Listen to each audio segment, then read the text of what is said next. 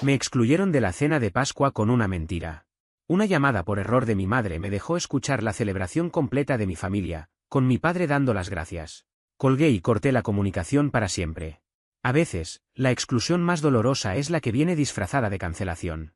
Me llamo Caleb. Tengo 29 años ahora, 28 cuando pasó todo esto. Siempre fui el tranquilo de la familia. No tímido, simplemente de bajo mantenimiento. El tipo de hijo que no daba problemas, no pedía mucho y nunca levantaba la voz. Supongo que por eso terminé volviéndome invisible. Tengo una hermana mayor, Brittany, y un hermano menor, Tyler. Brittany es la hija dorada. Segura de sí misma, ruidosa, llena de opiniones. La favorita de todos. Se casó a los 24 con un hombre que mis padres adoran y para los 27 ya tenía 2 hijos. Mi madre tiene fotos enmarcadas del anuncio de género de Brittany colgadas en la pared como si fueran obras de arte. Tyler, por su parte, es el menor. Toca guitarra, hace CrossFit, sale con instructoras de yoga. Es el tipo que publica frases motivacionales a las 6 de la mañana, y realmente vive de acuerdo con ellas. Mis padres hablan de él con sus amigos como si fuera un perfil humano de LinkedIn. Los quiero a los dos, de verdad. Pero mientras crecía, siempre sentí que jugábamos juegos distintos. Juegos donde las reglas no se aplicaban de la misma forma para mí. Me fui de casa a los 18 para ir a la universidad y nunca volví del todo. Conseguí un trabajo decente en tecnología. Nada espectacular, pero estable. Vivo solo, tengo un departamento tranquilo, gastos bajos y una vida sin sobresaltos. Visitaba a mi familia en cumpleaños, feriados, lo normal. Nunca causé conflictos. Nunca pedí nada. Si perdía una llamada, devolvía la llamada. Si llegaba una tarjeta por correo, agradecía. Siempre estuve ahí. Pero poco a poco, sin un momento exacto en el que todo se rompiera, la distancia empezó a estirarse. Como una goma vieja que no se corta, pero se adelgaza. Dejaron de incluirme en algunos mensajes grupales. Mis tarjetas de cumpleaños empezaron a llegar con días de retraso. Una vez planearon un viaje a la playa y me enteré por una historia de Instagram de Brittany. Eso dolió más de lo que admití. Aún así, seguí yendo cuando me invitaban. Llevaba vino, preguntaba por los niños, me reía de los chistes malos de mi padre. Seguía intentando. Y por eso, lo de Pascua me descolocó tanto. La Pascua siempre había sido nuestra. Cuando éramos chicos, mi madre la convertía en una producción completa, brunch, cena, búsqueda de huevos, incluso cuando ya éramos demasiado grandes para eso. Servilletas de colores, pastel de zanahoria casero, todo. Aunque me mudé, ella insistía en mantener la tradición. Era el único feriado en el que todos volvíamos, sin excusas. Yo llegaba la noche anterior, dormía en el cuarto de invitados y por la mañana la ayudaba a preparar todo mientras ella tomaba café y me contaba los chismes del vecindario. No era perfecto, pero era nuestro. Por eso, cuando canceló sin previo aviso, sin motivo, sin alternativa, fue extraño. Muy extraño. Intenté justificarlo. Quizá alguien estaba enfermo. Tal vez habían decidido viajar. Quizá simplemente estaba agotada. Me serví cereal, abrí la computadora y traté de que fuera un domingo más. Pero algo no dejaba de molestarme. El tono. El momento. La forma en que lo dijo, como si repitiera una frase que no sentía. La intuición rara vez se equivoca. Cuando algo suena ensayado, generalmente es porque la verdad ya fue dicha, solo que a otra persona. 3 horas después, mi teléfono volvió a vibrar. Era mi madre. No un mensaje. Una llamada. Contesté, confundido. No dijo nada. Entonces lo escuché. El murmullo de una habitación llena de gente. Cubiertos chocando, risas, sillas moviéndose. Y después, claro como el agua, la voz de mi padre, con ese tono solemne que siempre usaba cuando rezaba frente a otros. Padre Celestial, gracias por esta comida, por esta familia y por este día de celebración. No respiré. No me moví. Me quedé ahí, con el teléfono pegado a la oreja, completamente paralizado. Pasaron unos segundos más. Escuché la risa de Brittany. A Tyler hablando de los huevos rellenos. A mi madre pidiendo que pasaran el jamón. Y entonces, como si el universo decidiera rematarlo, alguien preguntó. Caleb dijo que no venía. Mi madre respondió, despreocupada. No, está en lo suyo este año. Dijo que estaba ocupado. Colgué. Las manos me temblaban. Tenía un sabor metálico en la boca. Me quedé de pie en mi cocina silenciosa, con el corazón golpeándome en los oídos. Ese fue el momento en que todo se quebró. No lloré. No en ese instante. Y lo peor es que no puedo decir que me sorprendiera. En el fondo, se sentía como algo que siempre había sabido, pero que nunca quise aceptar. Pasé varios minutos inmóvil. El cereal ya estaba empapado sobre la encimera. El registro de llamadas seguía abierto en el teléfono, como si fuera a cambiar. Como si pudiera convencerme de que había entendido mal. Pero sabía que no. Las horas siguientes fueron borrosas. No devolví la llamada. No escribí. Me senté en el sofá con el teléfono boca abajo y el televisor apagado. Ese tipo de silencio pesa más que el enojo. Es una especie de duelo. No solo me habían dejado fuera de una cena. Me habían dejado fuera.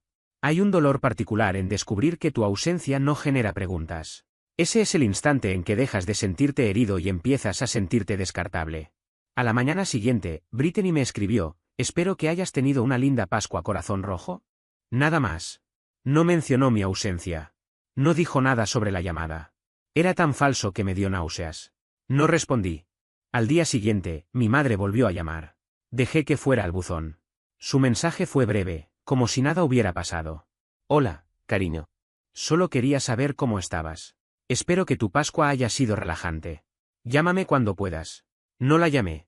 Porque yo había escuchado la risa, el rezo, los cubiertos.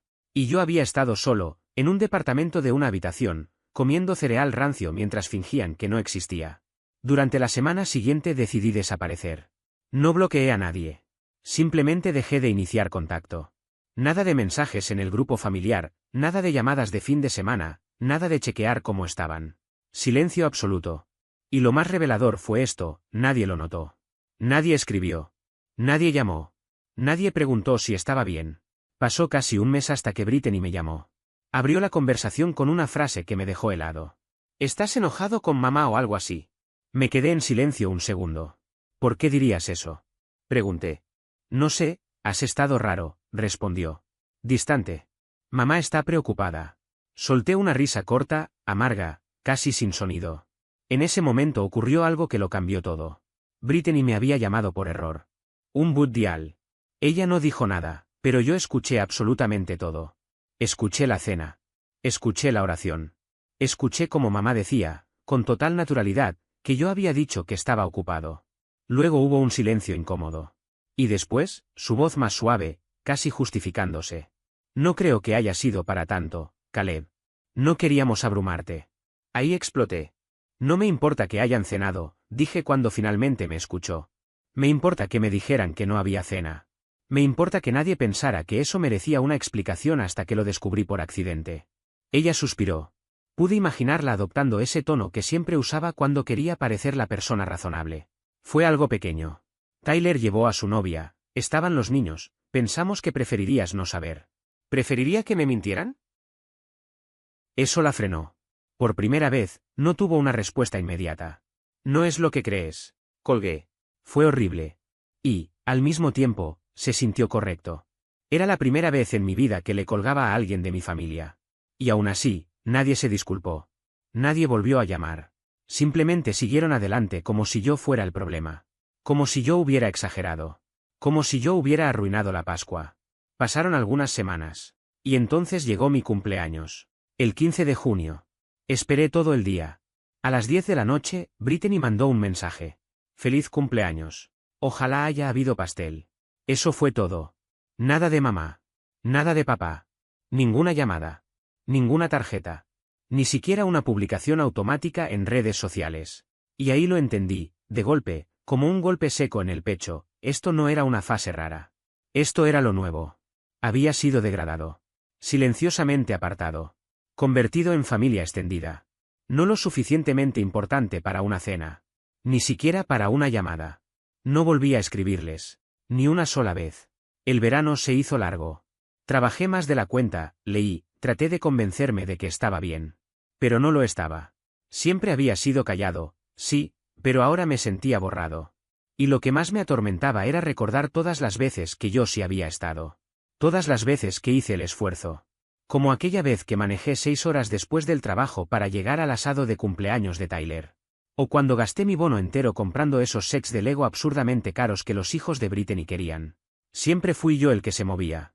El que aparecía. Al parecer, eso nunca fue suficiente. En agosto eliminé el grupo familiar del teléfono. Nadie lo notó. Y entonces llegó la boda. La boda de Tyler. Me enteré por Facebook. Abrí la aplicación un día cualquiera y vi la foto, Tyler de traje, Brittany con vestido de dama de honor, mamá y papá sonriendo junto al altar como si estuvieran protagonizando un anuncio. El texto lo decía todo, el mejor día de nuestras vidas. Almohadilla Tyleriana.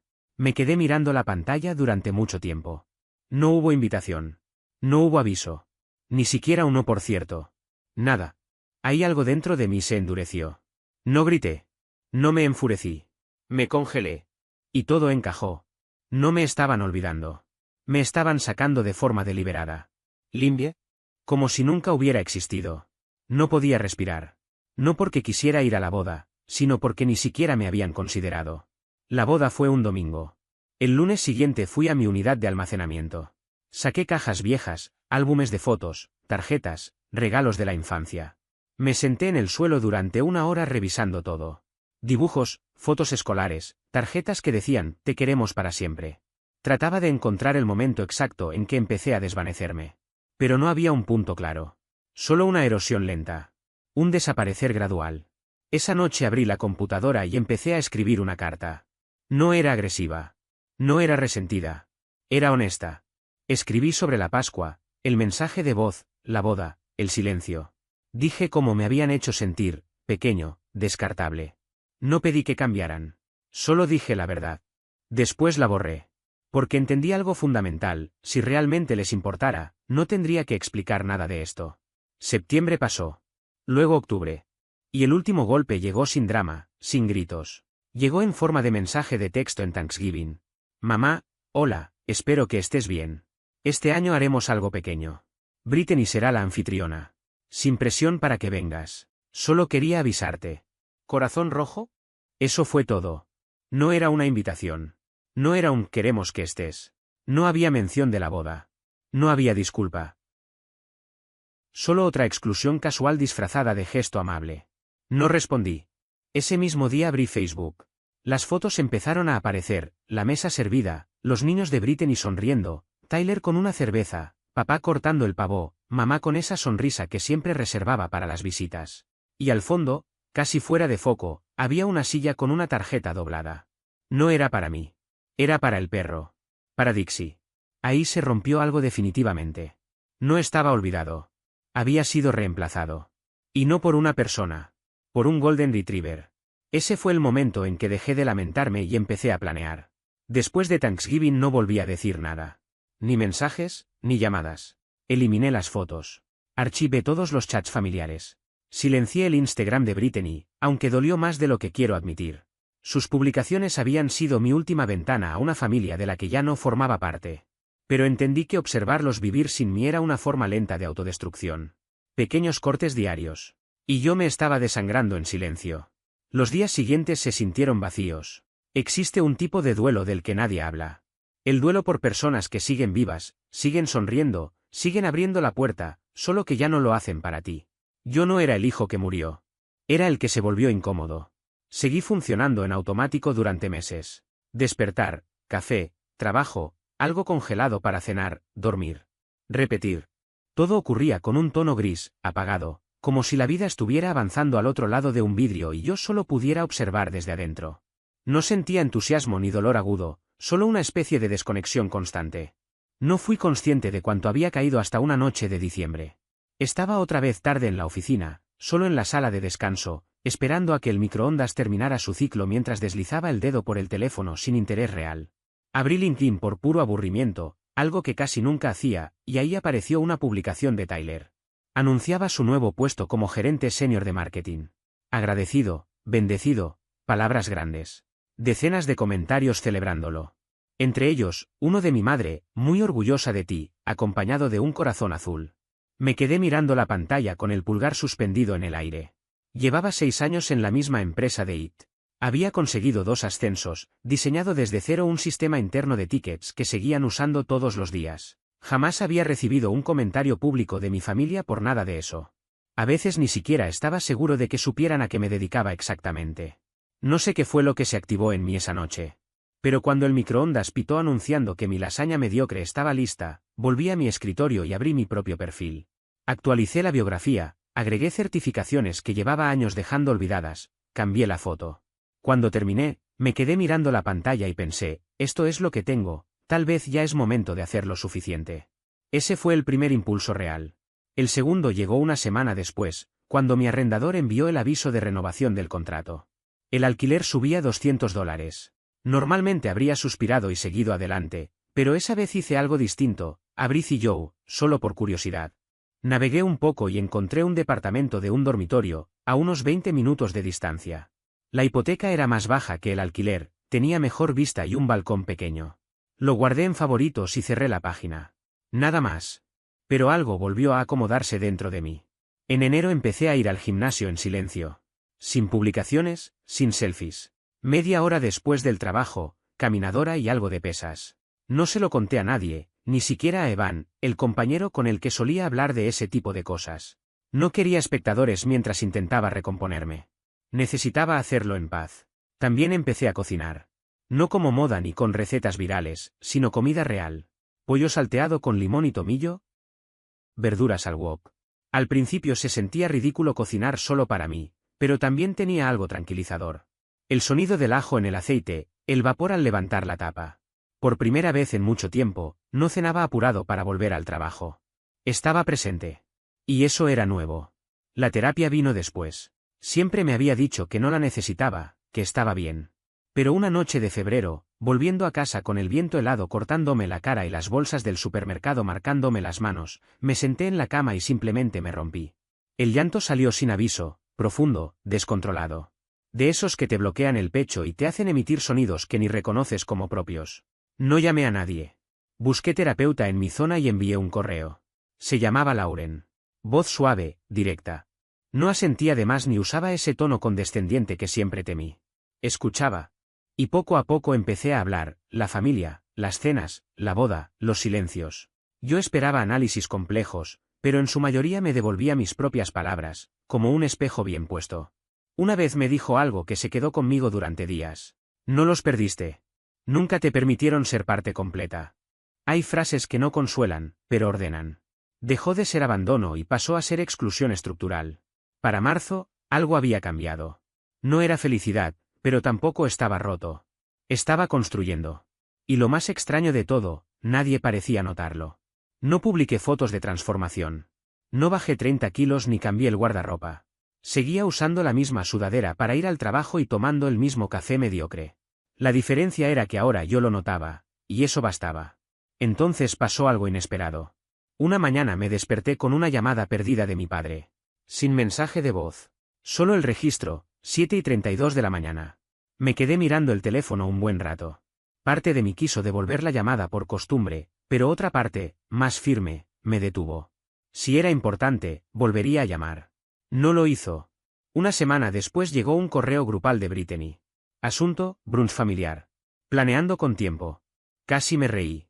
El mensaje era puro Brittany, entusiasta, cargado de signos de exclamación, caritas y corazones. Proponía un brunch primaveral en su casa, algo relajado. Mimosas, quiche, todo incluido. Fecha, 9 de abril. Abajo estaban las confirmaciones de mi madre, mi padre y Tyler. Incluso la esposa de Tyler respondió. Nadie me mencionó, pero yo estaba incluido en el hilo. Como un contacto antiguo arrastrado por inercia. No contesté. En su lugar, creé un filtro en Gmail. Cualquier correo de Brittany o de mis padres iba directo a una carpeta llamada ruido. La revisaba una vez por semana, solo para asegurarme de que nadie hubiera muerto o algo así. El resto del tiempo, permanecía cerrada. Poner distancia no siempre es un acto dramático. A veces es administrativo. Silenciar, archivar, ordenar. Quitarle volumen a lo que nunca debió gritar tanto. La primavera avanzó. Compré el departamento y me mudé un jueves lluvioso de mayo. No era lujoso, pero era mío. Paredes blancas, ventanas grandes, pisos de madera que crujían lo justo para sentirse reales. Compré una planta. Luego otra. Aprendí a mantenerlas vivas. Me pareció simbólico. Empecé a salir a caminar más seguido. Me hice amigo del vecino de abajo, que tenía un beagle llamado Buddy. Volví a leer. Fui a una noche de trivia y perdí de forma estrepitosa. Me reí igual. En algún punto me di cuenta de que llevaba semanas sin pensar en Pascua. Eso era enorme. No estaba enojado, pero tampoco había olvidado. Recordaba la llamada accidental, la foto de acción de gracias con la tarjeta de Dixie, el mensaje de cumpleaños falso de Brittany. La diferencia era que ya no me aplastaban. Ahora los usaba como combustible. No para venganza, todavía no, sino para claridad. El recuerdo deja de doler cuando deja de gobernar. No desaparece, pero se convierte en referencia, no en herida abierta.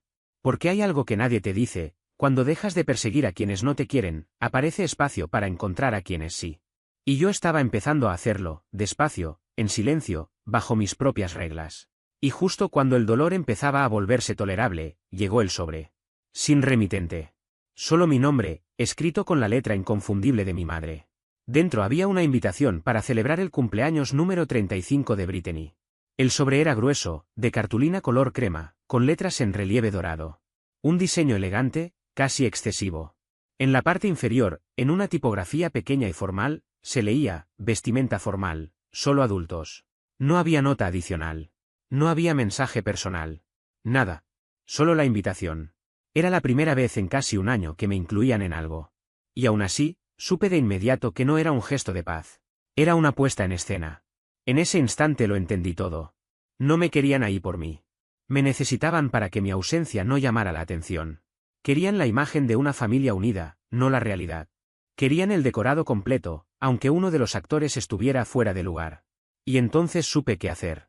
No solo por mí, sino para que ellos también lo entendieran. Yo ya no era el hijo olvidado. Era el que recordaba absolutamente todo.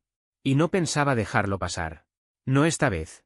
Volví a colocar la invitación dentro del sobre con cuidado de no doblar los bordes y la dejé sobre la encimera, al lado de una taza de café negro a medio terminar y una factura de agua vencida. La luz del sol que entraba por el balcón hizo brillar las letras doradas. Garden Soirée. Parecía burlarse de mí. La observé durante varios minutos. No estaba enojado. Tampoco triste. Estaba despierto. Hay un punto exacto en el que la víctima deja de reaccionar y empieza a decidir. Ese momento no es ruidoso. Es silencioso. Y es irreversible. No tenía ilusiones sobre esa invitación. No era una rama de olivo. Era mantenimiento de imagen. Las fiestas de Brittany siempre habían sido producciones exageradas, decoraciones dignas de redes sociales, catering impecable, y al menos 3 rincones pensados para fotos perfectas. Ella necesitaba cada asiento ocupado, incluso el que llevaba la etiqueta de oveja negra. Lo que no habían calculado era que yo ya no era la versión de mí que aparecía, sonreía, comía pastel y fingía que todo estaba bien mientras se le apretaba el pecho. No conocían a esta versión. La que había empezado terapia. La que había aprendido a poner límites. La que recordaba cada vez que la borraron y no pensaba permitir que volviera a pasar. Vacío el café en el fregadero, abrí el portátil y empecé a investigar. No por venganza. Todavía no. Primero necesitaba entender el tablero antes de darle la vuelta. Y cuanto más miraba, más grietas encontraba. La vida perfecta de Brittany no era tan sólida bajo la superficie. Su esposo, Cole, trabajaba en una empresa tecnológica mediana de la ciudad. Recordé que una vez comentó lo mucho que detestaba ese lugar, que el dueño era un controlador obsesivo. Lo busqué en LinkedIn. Un par de clics bastaron para ver que en diciembre lo habían pasado por alto para un ascenso. Interesante. Luego estaba Tyler. Desde la boda había ido saltando de trabajo en trabajo. Su cargo de gerente senior de marketing era técnicamente correcto, pero la empresa era una startup diminuta, apenas sobreviviendo. Su sitio web tenía una sola página y una sección de próximamente, que llevaba casi 2 años sin cambios. Encontré una reseña anónima de un ex empleado que sonaba más a advertencia que a queja. Según él, el lugar se sostenía con cinta adhesiva y café. Mis padres seguían igual. Misma casa. Mismo vecindario. Misma rutina. Pero al revisar registros públicos, no me juzgues, vi algo que no esperaba: una segunda hipoteca tomada la primavera pasada, alrededor de Pascua. Justo cuando me dijeron que la cena familiar se cancelaba. Aún no entendía todo, pero la forma empezaba a revelarse. Necesitaban la ilusión de una familia perfecta más que nunca. Y eso hacía que su trato hacia mí no fuera solo cruel, sino estratégico. Me habían excluido porque no encajaba en la imagen. Ahora querían volver a enchufarme como una lámpara decorativa. Podía ser decorativo, sí. Pero no como ellos esperaban. Hay una diferencia enorme entre ser invitado y ser necesario como utilería. Caleb ya entendía cuál de las dos cosas representaba para ellos, y esa claridad quitó cualquier resto de duda o culpa. Al día siguiente llamé a Lauren, mi terapeuta, y le dije que estaba listo para enfrentarlos. No intentó detenerme. Solo me hizo una pregunta. ¿Qué resultado buscas? No respondí enseguida, porque la verdad era incómoda. No quería reconciliación. Quería reconocimiento. Quería ponerles un espejo delante y obligarlos a ver lo que habían hecho. No solo conmigo, sino con la familia que alguna vez fuimos. Con la versión de mí que decidieron que no valía la pena. Y sí, quería que se arrepintieran. Pero para eso tenía que hacerlo bien. Así que empecé a planear. Primero, confirmé asistencia. Un simple sí por mensaje a Brittany. Sin emojis. Respondió en menos de un minuto. Genial. Me alegra muchísimo que vengas. Va a ser increíble. Acompañado de un emoji sonriente. No contesté. El siguiente paso fue el regalo. No para Brittany. Para Cole. Sabía, por LinkedIn, que su empresa organizaba un evento de networking esa misma semana. Algo discreto, en un hotel del centro. Compré una entrada, no como yo, sino como consultor freelance en UI/UX, usando un correo falso y una empresa real que registré solo para esto. Costó $79 y una hora de papeleo. En el evento conversé, escuché, tomé notas. Luego encontré a Cole y hablamos de diseño, de procesos de incorporación, de flujos de usuario. Fue cordial, algo reservado. No insistí demasiado. Solo me aseguré de que me recordara. Al día siguiente le envié un mensaje por LinkedIn. Un gusto conversar. Ojalá su equipo consiga ese aumento de presupuesto en el tercer trimestre. Respondió poco después.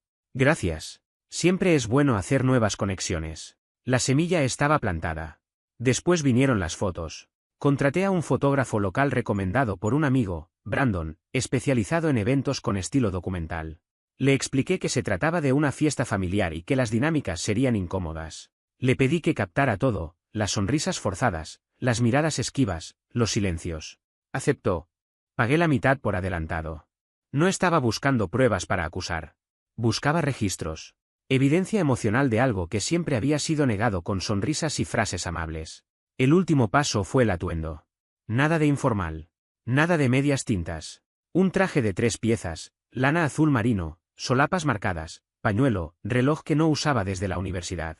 Lo mandé a ajustar, lustré los zapatos y practiqué frente al espejo cómo pararme como alguien que pertenece a cualquier habitación en la que entra. Y el día de la fiesta llegué exactamente 10 minutos tarde. Ni antes, para no parecer ansioso.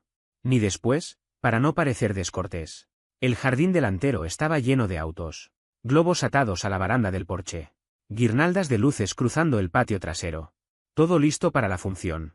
La música sonaba de fondo, suave y medida, una de esas listas que Brittany siempre usaba, versiones acústicas, algo de indie, todo cuidadosamente seleccionado para dar una sensación específica. Nada quedaba librado al azar. Entré por el portón lateral y crucé hacia el patio trasero como si ese fuera mi lugar, porque lo era. Varias cabezas se giraron.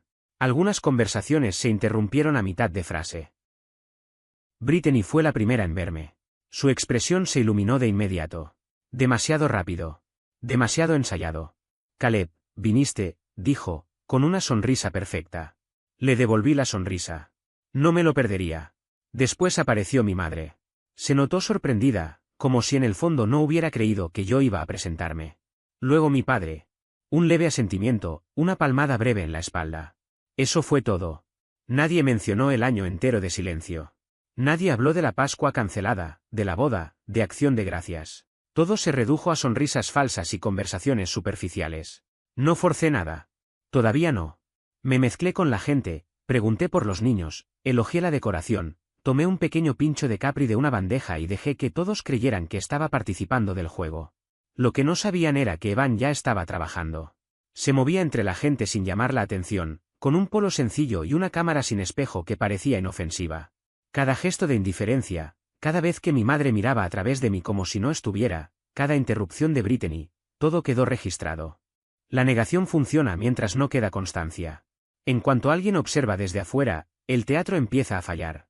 Más tarde, Brittany pidió que todos se acercaran al patio para un brindis. Yo me quedé al borde del grupo, vaso en mano, observando esa escena casi perfecta, mi familia sonriendo bajo las luces colgantes. Entonces me vio. Caleb, ¿quieres decir algo? No dudé. Di un paso al frente con calma, levanté el vaso y sonreí. Por Brittany, dije. Y por la familia, como cada uno decida definirla. Hubo una breve pausa.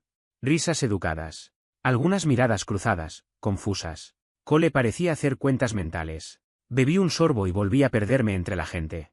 Media hora después, ya no estaba. No me despedí. No expliqué nada. Simplemente me fui. A la mañana siguiente le envié el pago a Brandon y le indiqué exactamente cómo quería las fotos: luz suave, tonos apagados, emociones reales, sin filtros. Subí las mejores a un álbum privado y mandé un único correo al grupo familiar. Asunto: gracias por una velada encantadora. El cuerpo del mensaje era solo el enlace. Sin explicaciones. Sin contexto.